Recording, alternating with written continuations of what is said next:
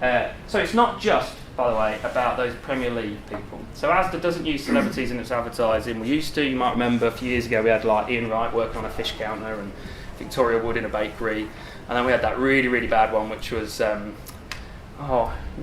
to Ozzy Osbourne. Sharon! Right, Sharon, who was shopping in Asda, and the first people to say that's complete nonsense were the people who work at Asda.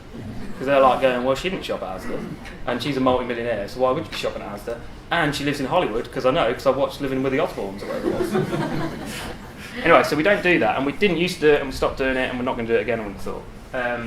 And it's similar to this approach, right? So we've deliberately used the kind of like Premier League A-listers on YouTube. They're increasingly going to be out of our reach because they're brands in their own right. You know, Burberry want to work with them, not little old Asda. So our model when we started out with the Mum's Eye View was like, we'll use those guys to get the thing going. So that's almost like they're our hero. You know, so these guys, that's our hero content. That's our version of Jean-Claude Van Damme doing the splits backwards down a motorway, right? Not many brands have the opportunity to work with Jean-Claude Van Damme.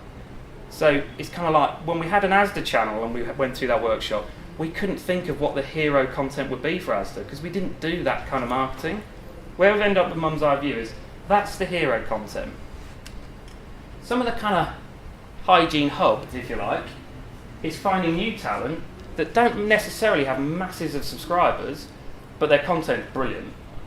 And as we're building out our subscriber base, so we're on like 150,000 subscribers, we can post one of their videos. They're not going to throw a massive audience over from their own channel because they haven't got a massive audience on their channel.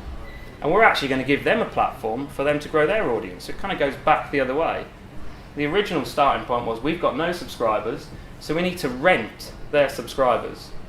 We're going to rent Pixie Woo subscribers. So they're going to say on their channel, hey everyone, here's a makeup tutorial, blah, blah, blah. We're using this product, this product. Oh, by the way, if you want to see me and Sam cooking Sunday lunch for our mum, jump on over to Mum's Eye View, and then a proportion of their audience go, sure, where's that? Click, Mum's Eye View, subscribe. And that's kind of how we build out the audience. That pyramid, though, they're just going to jettison. They're going to become, they're already going to the BAFTAs, they're already hot property, right?